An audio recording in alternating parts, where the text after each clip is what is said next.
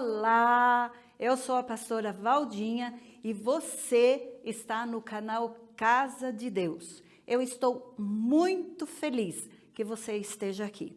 Se prepare, você vai ouvir uma palavra abençoadora. Abra sua Bíblia em Efésios capítulo 3. Eu vou ler dos 14 ao 21, mas antes, se você quiser anotar o tema do sermão é a oração poderosa. Qual é o tema, irmãos? Vamos dizer de novo? Qual é o tema? A oração poderosa. Quando você volta, porque você vê, o começo do capítulo 3 está assim, por esta causa eu. Que causa que é? Quando você vai no início do texto, que eu vou ler, que é o versículo 14, está escrito assim, por esta causa me ponho de joelhos. Então a gente precisa pensar qual é a causa, para você ter a interpretação, tá certo? Sim ou não? Então veja, quando você abre no capítulo 2, você vê que é o processo, o projeto da graça de Deus, da salvação de Deus. Não é? Você vê no início, lá, ele vos deu vida, ele vos deu vida estando vós mortos nos vossos delitos e pecados. Nós andamos outrora segundo a inclinação da carne, versículo 4. Mas Deus, sendo rico em misericórdia, por causa do grande amor com que me amou, olha como o texto está dizendo, pela graça sois salvos, para mostrar nos séculos vindouros a suprema riqueza da sua graça, em bondade para conosco em Cristo Jesus, porque pela graça sois salvos mediante a fé, isso não vem de vós, é dom de Deus, não vem de obras para que ninguém se glorie. Olha o que o texto está dizendo, pois fomos criados em Cristo Jesus para boas obras, as quais Deus de antemão preparou para que andássemos nela. Aí você vê na consequência, os gentios e os judeus são unidos na cruz de Cristo. Você sabe que o apóstolo Paulo ele é chamado o apóstolo entre os gentios, porque ele pregou aos gentios, ele foi chamado para pregar para aqueles que eram rejeitados. Apenas o Israel, os judeus eram aceitos, e ele foi pregar para aqueles que eram rejeitados. E olha o que ele diz, portanto, versículo 11 do capítulo 2, portanto lembrai-vos de que outrora vos gentios na carne, chamados incircunciso por aqueles que se institulam circuncisos na carne, por mãos humanas, naquele tempo estáveis sem Cristo, separados da comunidade de Israel, entrando em alianças da promessa, tendo a esperança e sem Deus no mundo, mas agora em Cristo Jesus, vós que antes estáveis longe fostes aproximados pelo sangue de Cristo. Você percebe qual é a mensagem? Por esta causa, por causa disso, por causa da obra da salvação que Deus derramou sobre todas as pessoas e agora especialmente aos gentios. Pela obra de salvação as pessoas foram salvas, não é? E agora por causa disso, está aqui, ó, por esta causa, e no texto que eu vou ler começa assim, versículo 14, o texto oficial agora. Vamos comigo? Por esta causa, que causa que é, irmãos? Da que eu falei agora, a salvação dos gentios que estavam distantes, mas agora foram unidos pela cruz do Calvário. Tem crente aí, ó? Alguém está me entendendo? Está entendendo? Quem está entendendo, diga amém. Então, ou seja, o texto faz referência, a oração poderosa tem a ver com o que Deus fez no meio do povo, pela graça sois salvos, e especialmente no meio de gentios, que nós somos gentios em relação a essa história, mas fomos salvos pela cruz de Cristo. Quem é salvo aqui, diga amém, diga aleluia. Quem tem Jesus como Salvador, dá um grito de aleluia. Quem tem o nome escrito no livro da vida, faz uma festa aí para Jesus. Crente, essa é a razão porque esse texto está escrito. Então vem comigo no versículo 14 até o versículo 21.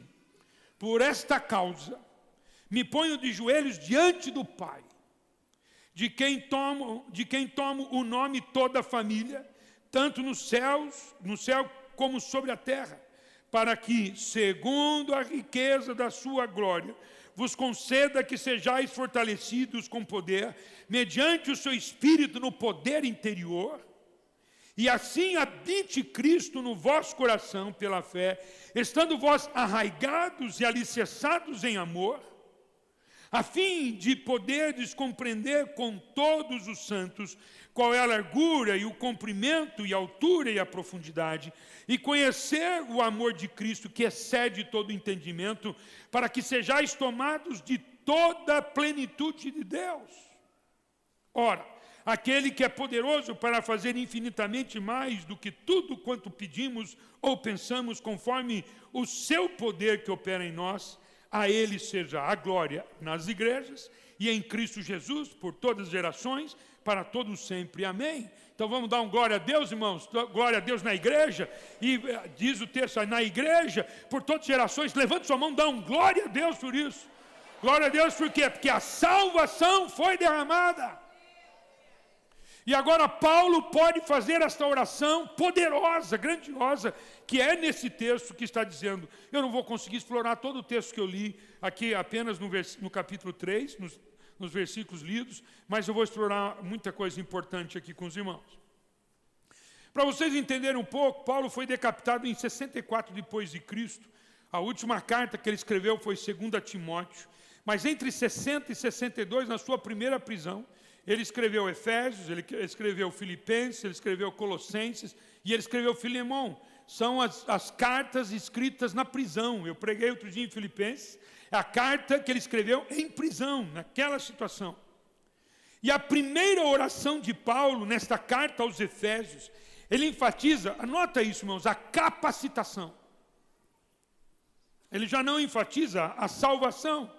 Ele já não enfatiza a salvação, mas ele enfatiza a capacitação. Ele não enfatiza o conhecer, ele enfatiza o ser em Deus.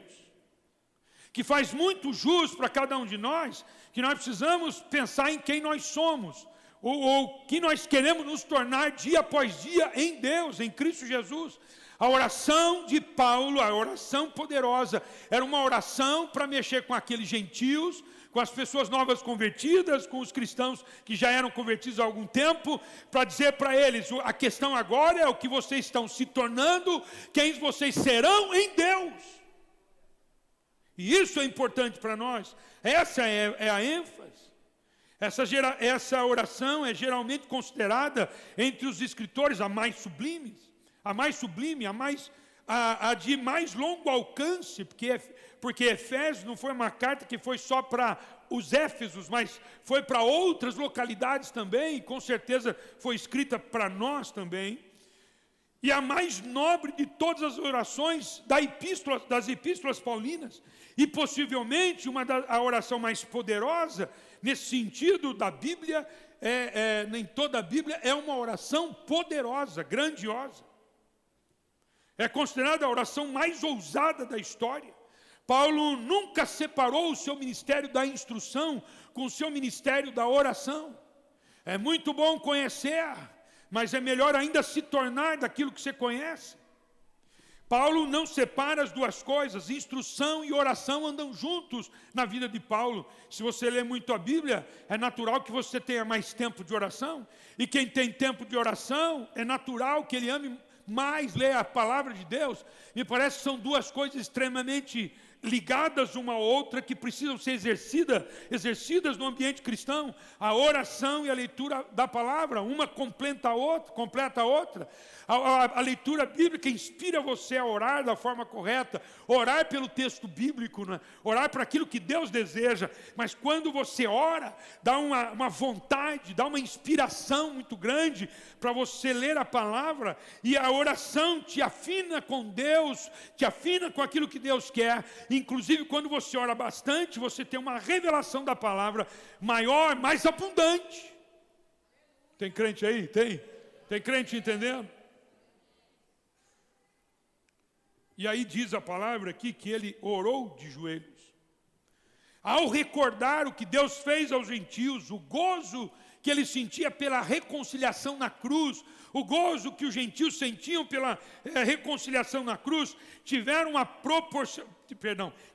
paz proporcionada pela relação do conserto de Deus e foram incorporados à família de Deus. Quando Paulo lembra daquilo, Paulo se sentiu impelido a orar, mas não orar apenas, mas orar de joelhos.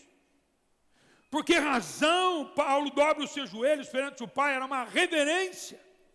Não era costume dos judeus orarem de joelhos, mas ele vai ao chão. Por esta razão, dobro meus joelhos, diz ele. Por esta razão, eu me coloco de joelhos numa postura de oração. Certamente a postura não precisa ser de joelhos, a oração tem que ser feita, mas também não pode ser uma postura desleixada, não. Nós precisamos estar conectando o nosso corpo e a nossa alma nesse momento de oração. Cristãos de joelhos, eu quero notar isso, cristãos de joelhos têm uma visão sobrenatural das coisas. Quando o cristão vai de joelho e tem essa prática, ele começa a olhar mais longe, mais distante, ele tem uma visão mais longa em relação ao cristianismo. Ele começa a olhar coisas que nós naturalmente não conseguimos enxergar, porque ele vai de joelho. Tem muito cristão que enxerga mais longe de joelho do que muito crente que apenas conhece a palavra de Deus. Cristãos de joelhos enxergam mais longe, sobrenatural. Ele enxerga o sobrenatural. Eu quero convidar você a experimentar isso. A orar de joelhos. Gastar tempo na sua oração de joelhos. Tem algo especial nessa questão. Quando o homem trabalha, o homem trabalha. Mas quando o homem ora, Deus trabalha. Tem muita gente trabalhando e continua trabalhando. Mas tem muita gente orando e Deus está trabalhando por ele. Tem crente aí ou não? Nós precisamos orar mais, muito mais, orar um pelos outros, orar pela igreja do Senhor, falei isso outro dia, orar pela igreja do Senhor, orar para o seu pastor, orar pela família pastoral, orar pela liderança da igreja, orar pelos professores de escola bíblica, orar pelos irmãos em geral, orar por todo mundo que trabalha, orar por todo mundo que vem na igreja, orar por aqueles que não vêm, para que venham. Vamos orar agora, irmãos? Vamos orar? Põe a mão no ombro de alguém, ora por ele. Se você crê nisso, que o poder da oração é grande, poderosa, ora por alguém aí. Põe a mão sobre o ombro de alguém e faz uma oração por ele. Abençoe a casa dele, abençoe a família dele, abençoe a vida dele, abençoe a casa dele, abençoe a semana dele, abençoe. Ora por ele, interceda por esse irmão, aleluia. Glorifica o teu nome na vida desse irmão, meu Pai. Glorifica o teu nome na vida desta casa, Senhor. Que ele tenha uma bênção. Ora com verdade, irmão. Ora com fé. Abençoa a vida desse irmão. Abençoa a vida dessa casa. Abençoe a semana dele. Talvez alguém aí está precisando de um milagre. Abençoa. Você nem sabe, mas Deus sabe. Ora por ele. Derrama bênção sobre a vida dele. Em nome de Jesus, eu oro. Amém e amém. Tem crente aí, irmãos? Tem marido que nunca ora pela esposa. Aqui na igreja eu tenho que orar.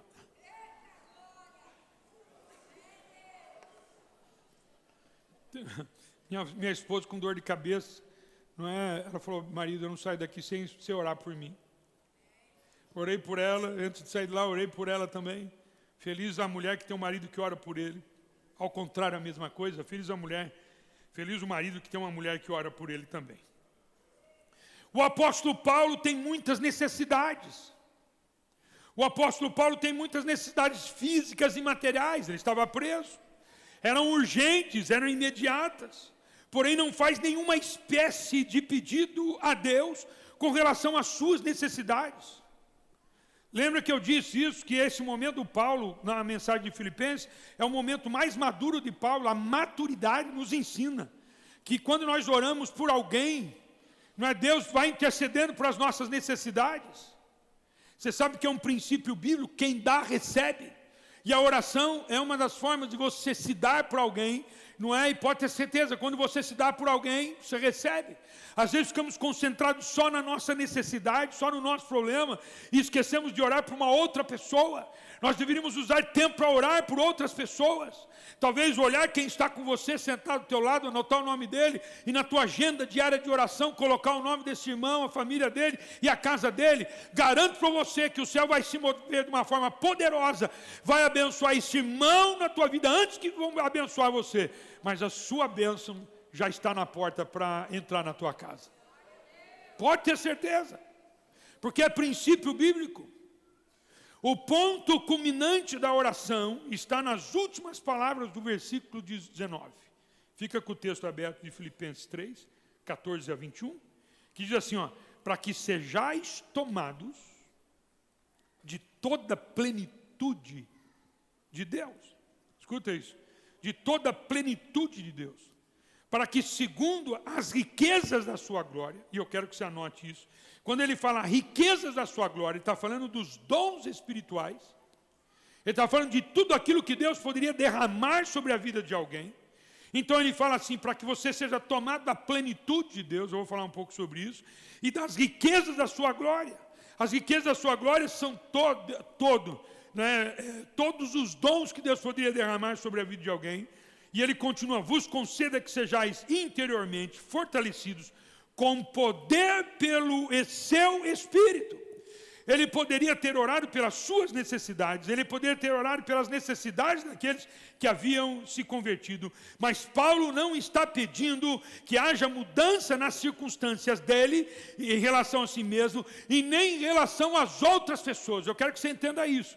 Às vezes nós gastamos muito mais tempo pedindo que Deus mude as nossas condições externas do que mudar quem nós somos. A gente ora muito pelas pessoas que estão pedindo por necessidades externas, que eu creio que você deve continuar orando, mas nós não gastamos tempo para orar para que aquela pessoa se torne, para que você se torne alguém em Cristo. Tem alguém entendendo aí? Se tem alguém entendendo, diga amém, diga amém. Para que você se torne, e olha aqui que Paulo diz, ele não ora nem pelas necessidades dele, nem pelas necessidades por quem ele estava orando, mas a Bíblia diz assim, ele ora pedindo poder. Oh, glória. Oh, aleluia. Ele ora pedindo poder. Poder do Espírito Santo. Ele ora pedindo poder. Será que essa não é a oração mais poderosa? Nós precisamos orar para que o poder do Espírito Santo esteja em nós. Para que o poder do Espírito Santo esteja nas pessoas que nós amamos, na igreja que nós servimos, orar para que haja poder. Oh, glória! Oh, glória! Peça poder, meu irmão. Peça poder, igreja. Peça poder sobre a sua vida. Peça poder sobre as pessoas que estão à sua volta. Peça que a glória de Deus desça sobre ele. É a glória de Deus que vai curar. Se nós orarmos por poder, grandes coisas vão acontecer. Glorifica o Senhor, meu irmão. Peça poder. Levante a sua mão e peça poder sobre a sua vida. Levante a sua mão e peça poder sobre a sua casa.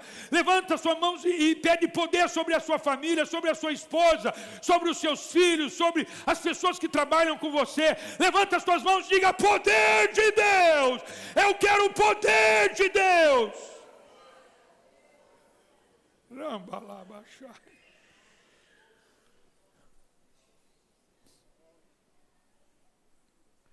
Às vezes ficamos tão concentrados nas nossas necessidades. Esquecemos que para viver o cristianismo, nós não precisamos ter dinheiro nem casa. Nós precisamos de poder. Na verdade, não precisamos nem de cura. Nós precisamos de poder. Está com problema em casa, com a família, com o casamento? Peça poder. Estava vivendo um momento difícil na sua vida? Peça poder. Teve um diagnóstico que você não gostou do médico? Peça poder. Paulo não pediu nada por ele, pediu poder para poder enfrentar o que ele estava vivendo. Tem gente que pede libertação, Paulo pede poder. Me livra disso, Senhor.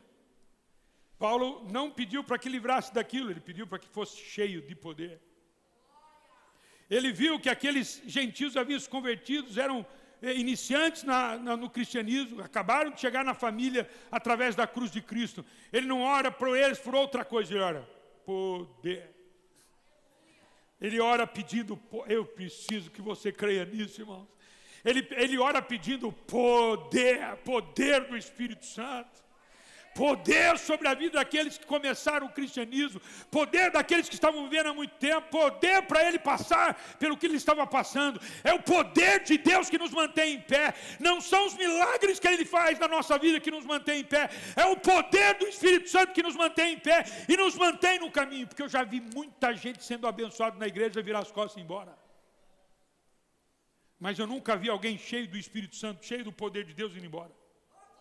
Mas quem está cheio do poder, permanece. Tem muita gente que vai embora, não é porque Deus não abençoou, é porque está falta de poder. Ele não recebeu o poder, ele não pediu o poder, ele não foi atrás do poder, ele não foi à busca do poder, ele não dobrava de joelhos para pedir poder. Me ponho de joelhos para pedir poder para mim e pedir poder para aqueles que acabaram de chegar, para aqueles que estão no cristianismo, porque não é a bênção que Deus vai derramar na tua vida que vai te garantir, mas o poder do Espírito Santo te garante. Te garante. Você acha que Deus não pode te abençoar? Qual o problema que você pode apresentar para Deus que Ele não pode te abençoar? Todos. Aquele que fez os céus e a terra, o Deus do sobrenatural, fez todas as coisas. Você acha que Ele não pode dar uma casa, te dar um emprego, te livrar dessa doença, te prosperar no teu trabalho, na tua vida financeira, abençoar o teu casamento? Lógico, mas isso não garante que você vai permanecer em Cristo Jesus. O que garante que você vai permanecer é o poder do Espírito Santo sobre você. Essa é a oração mais poderosa que você pode fazer por você. É a oração mais poderosa que você pode fazer por alguém. Senhor, nós queremos poder. Nós queremos poder do Espírito Santo. A preocupação de Paulo não era com as coisas materiais, ele era com as coisas espirituais. Ele não pediu alívio para os seus problemas, mas ele pede condição para enfrentar os seus problemas. Poder. Fala isso, irmão. Poder. Fala poder. Poder do Espírito Santo. O poder é concedido pelo Espírito Santo, é derramado pelo Espírito Santo. A presença do Espírito na vida é a evidência da salvação.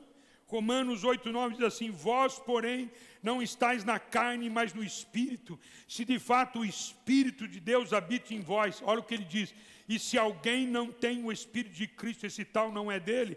Nós precisamos do poder para nos manter na graça do Senhor Jesus. Ah, pastor, precisamos disso. Se Jesus precisou, por que você e eu não vamos precisar? Se Jesus viu isso com necessidade, por que você e eu não vemos isso como uma necessidade primordial na nossa vida? O poder do Espírito Santo. Jesus realizou o seu ministério na terra sob o poder do Espírito Santo. Lá em Lucas capítulo 4, versículo 1 diz assim: Jesus, cheio do Espírito Santo, voltou do Jordão e foi guiado pelo Espírito, no mesmo Espírito, no deserto. Lá no versículo 14, também do capítulo 4 de Lucas, ele diz assim: então Jesus, no poder do Espírito, regressou a Galileia. Ele estava sob o poder do Espírito Santo. Como homem, ele sabia que ele precisava do Espírito Santo.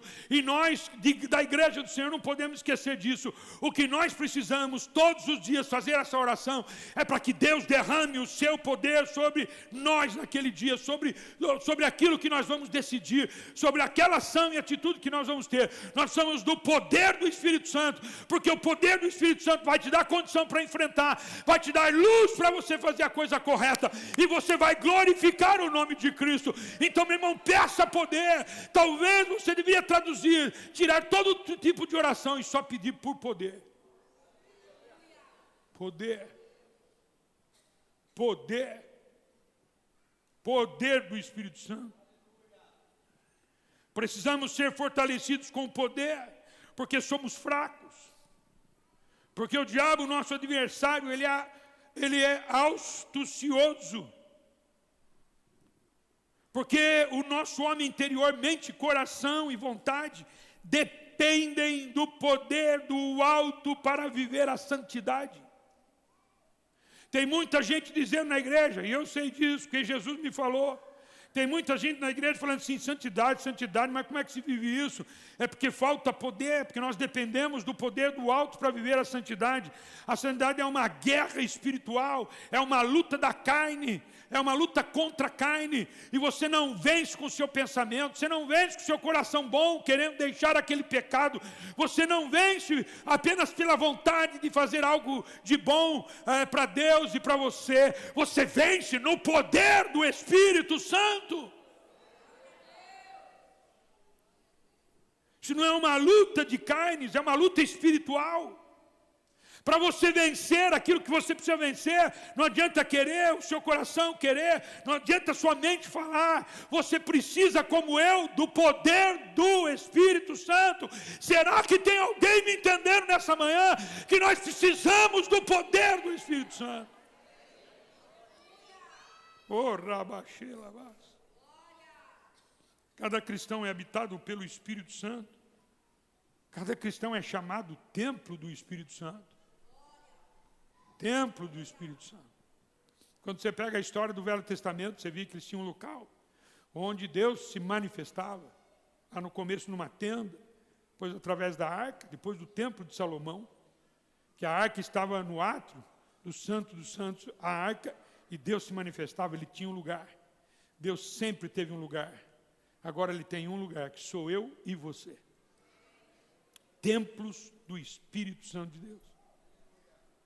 Templo do Espírito Santo de Deus. É você e é eu. Tem muita gente culpando as pessoas que fazem algo para você. Elas não são templo do Espírito Santo, é você que é templo do Espírito Santo. Tem muita gente que toma uma atitude errada para você dar o troco, como as pessoas dizem, ou vingar alguém que fez algo contra você. Você é templo do Espírito Santo, a outra não. Alguém um dia chegou para mim, pastor, mas estão falando isso do senhor. Eu falei, o senhor não vai falar com a pessoa, não vai revidar? Eu falei, não. Porque eu sou o templo do Espírito Santo, eu tenho outras coisas para pensar, tenho outras coisas para militar, eu escolho as minhas guerras, porque minhas guerras são escolhidas pelo poder do Espírito Santo. Não vou gastar energia com quem está falando coisas que não deveria, isso é problema da pessoa. Eu sou cheio do Espírito Santo, não vai tirar desaforo de ninguém, não vai perguntar porque te falam sobre isso, sobre você, que falam mal sobre você. Seja cheio do Espírito Santo. Você sabe o que você vai fazer? Você vai orar por aquela pessoa, Senhor, tem misericórdia dela, fala com ela, perdoa o que ela tem dito. Tem crente aí ou não? Versículo 17 diz assim, e assim habite Cristo no vosso coração.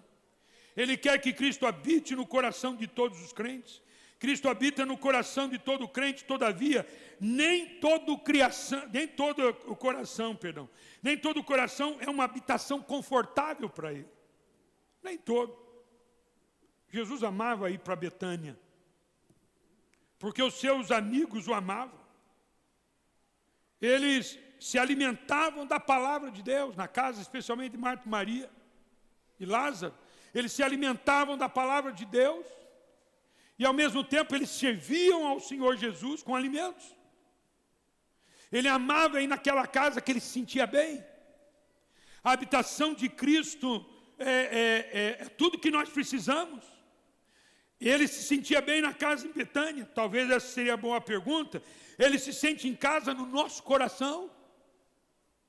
Ou tem muitas coisas ocupando o nosso coração que Jesus precisa pedir licença? Será que eu posso entrar por aqui? Será que tem alguém me ouvindo de verdade? Será que tem alguém se alimentando daquilo que eu tenho falado? Ou tem muitos outros alimentos entrando na nossa mente e coração, especialmente pelas redes sociais que hoje enchem o nosso tempo, então vão alimentando o nosso coração, não é? A Bíblia diz que os olhos são as janelas da alma. A alma, tudo que nós vemos, nós alimentamos o nosso coração. Os ouvidos alimentam o nosso coração. Será que Jesus está encontrando em nosso coração um lugar confortável para ser recebido, um lugar onde as pessoas querem ouvi-lo? Eu já vi de gente assim. Senhor, pastor, eu nem fui orar, porque se eu fosse orar, Deus ia mandar fazer outra coisa.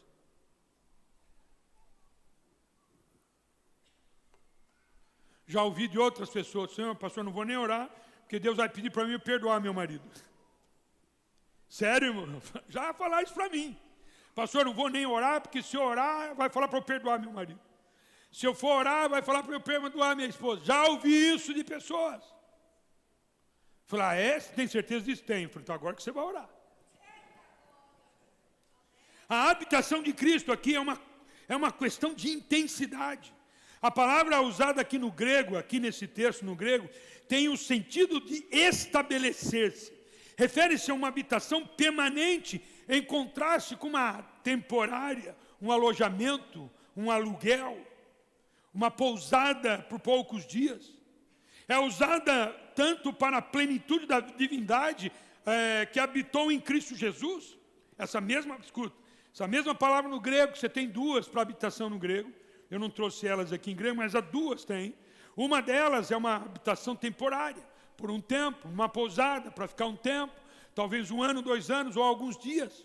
Ou de passagem, uma noite, como naquela época tinha viajantes, paravam para dormir no local, depois iam embora.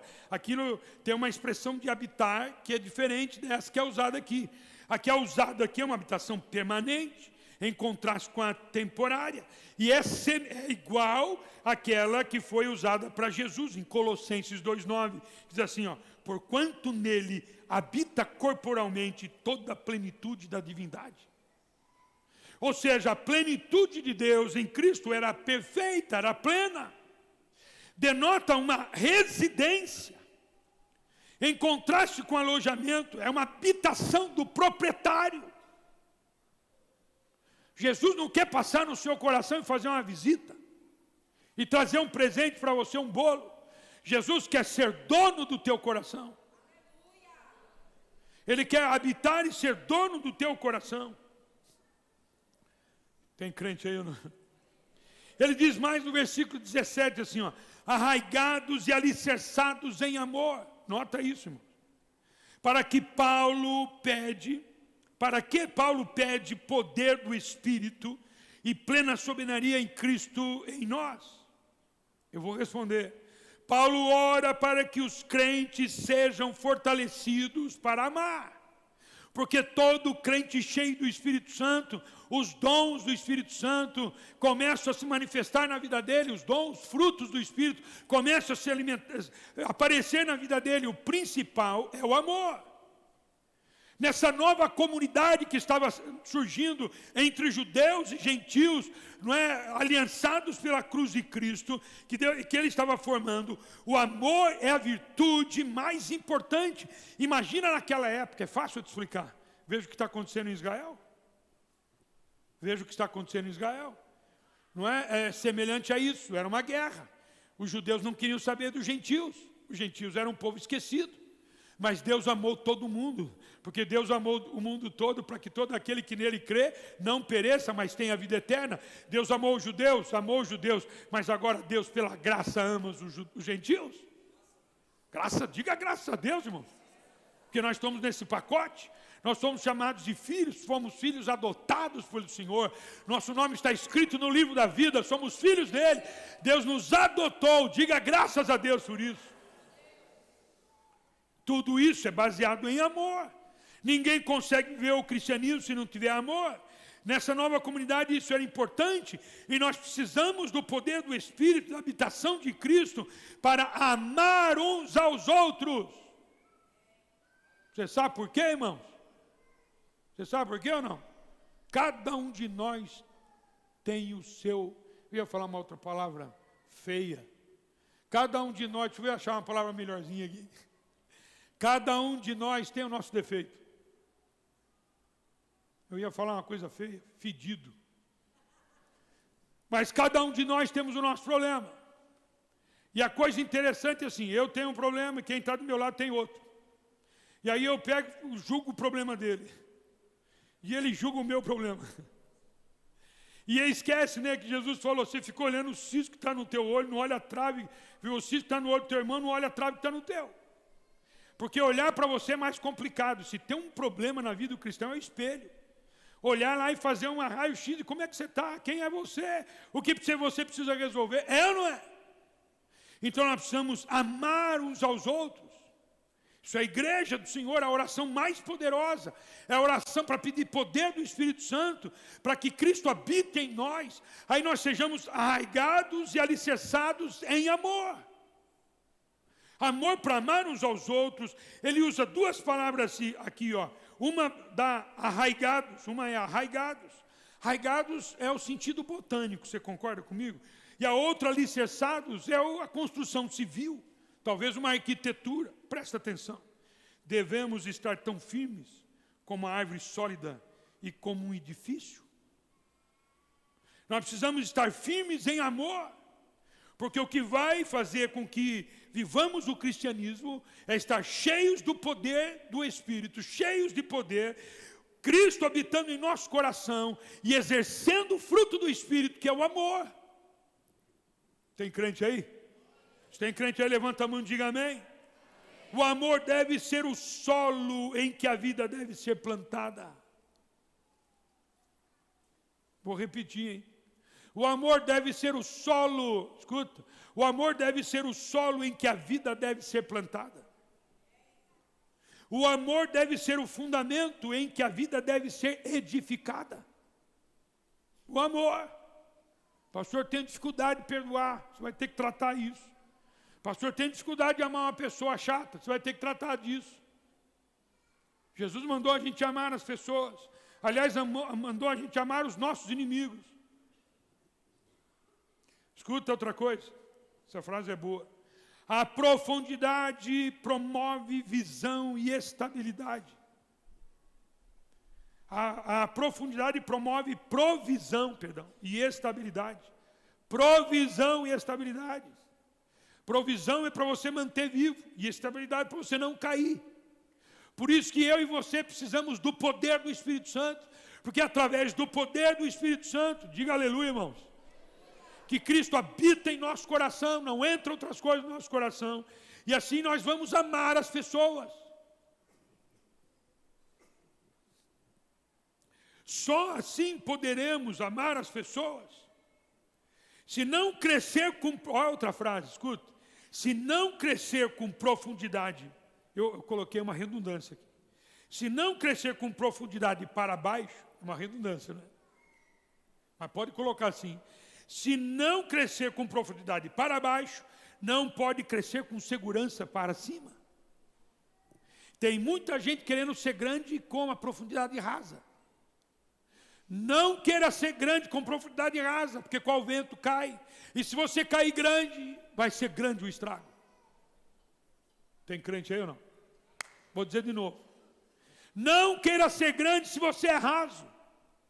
Mas se você for profundo, a grandeza está à sua disposição. O crescer está à sua disposição. Tem muita gente, eu fui um dia num local, não vou falar porque senão você vai saber quem é.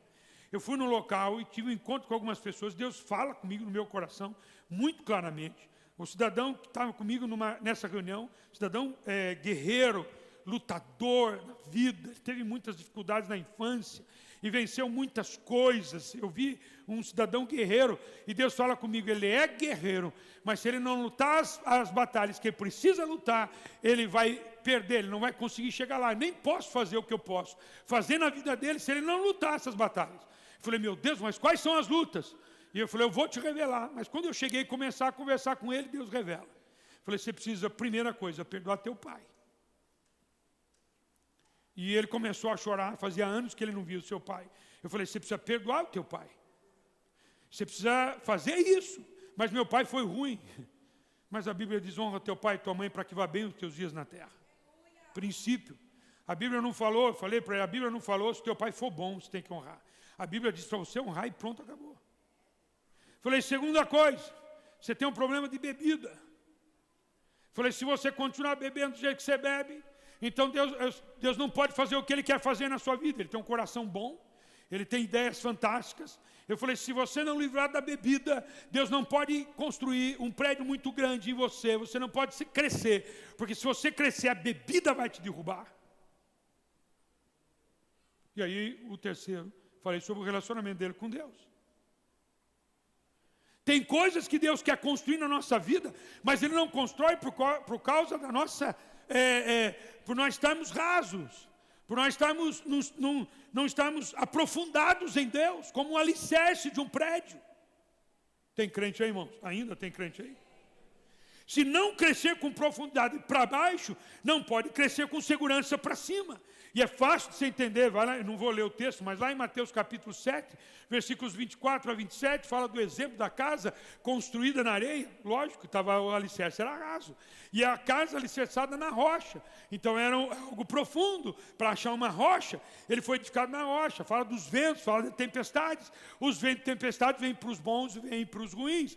As ventos e tempestades vêm pelas casas que estão na areia e as casas que estão no alicerce na rocha. As tempestades vêm para todos nós. Pastor, quando eu sou crente, Deus não vai me livrar das tempestades. A maioria das vezes Ele não livra, mas Ele te sustenta.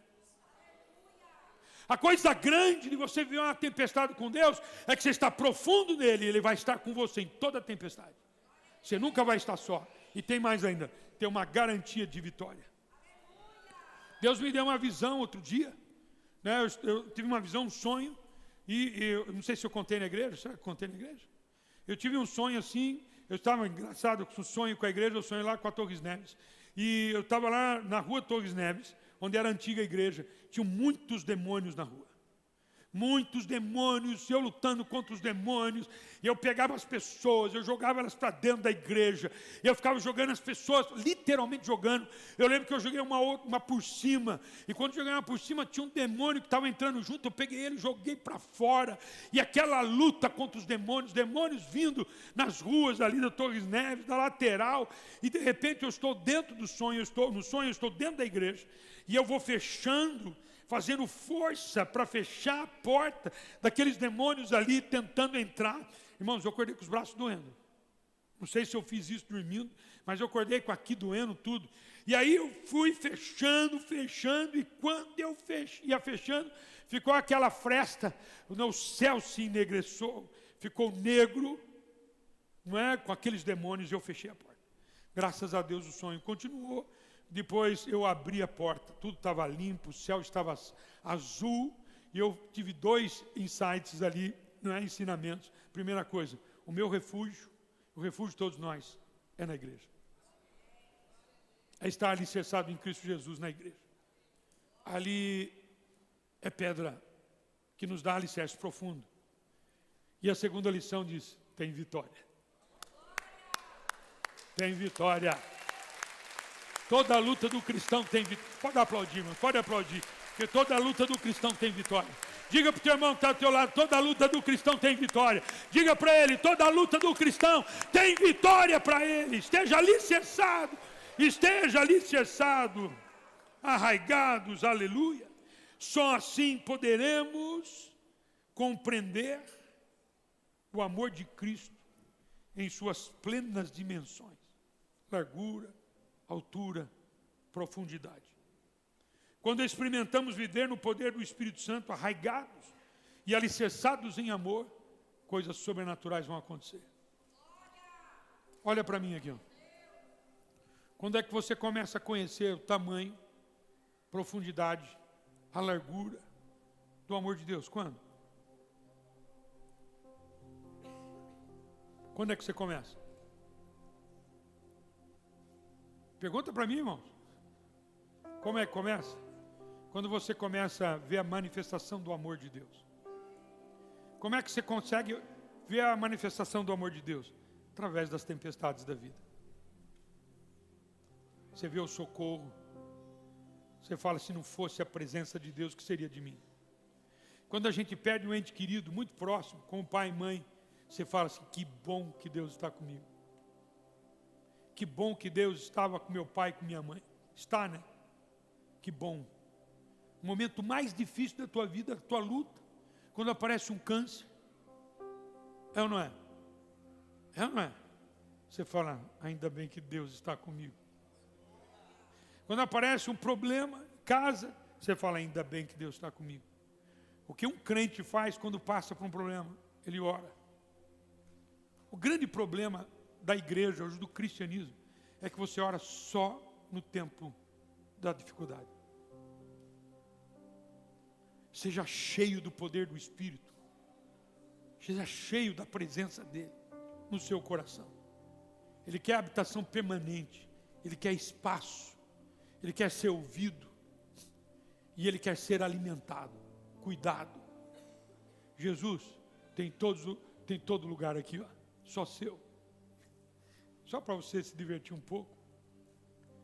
Na época que eu tive um problema no coração, eu fui fazer um exame, foi descoberto que eu estava com entupimento cardíaco. E o homem usou, lá o médico usou o termo médico, né? E ele falou assim, o senhor está com angina no coração. Eu olhei para ele e falei, tá não, só está a Evelyn aqui, filho, eu não tenho conhecido nenhuma angina.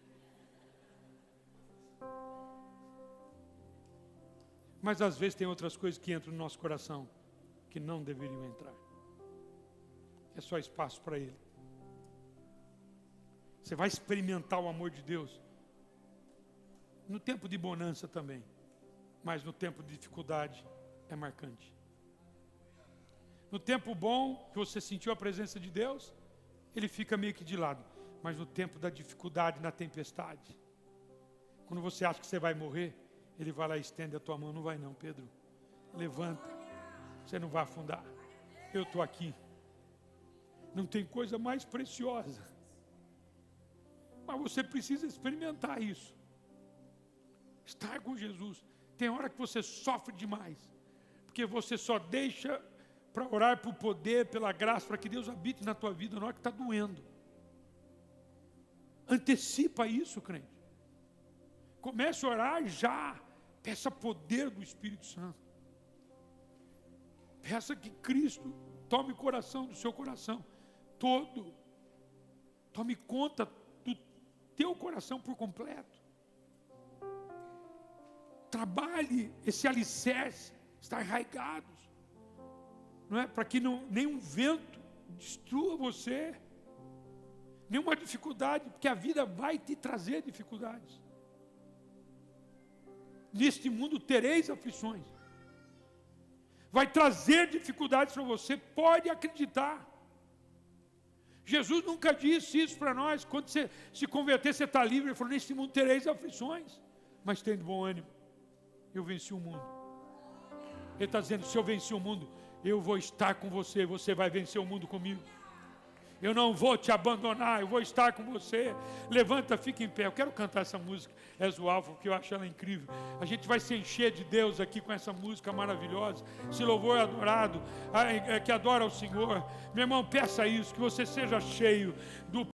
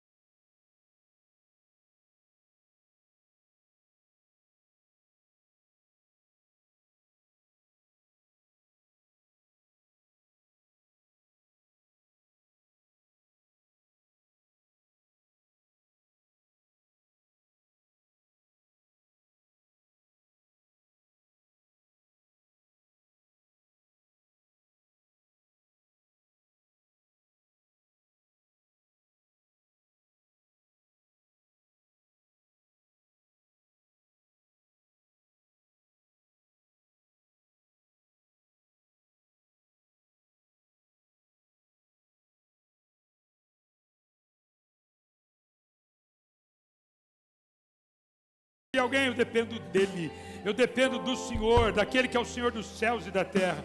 Você vai cantar mais uma vez, és o alfa e ômega.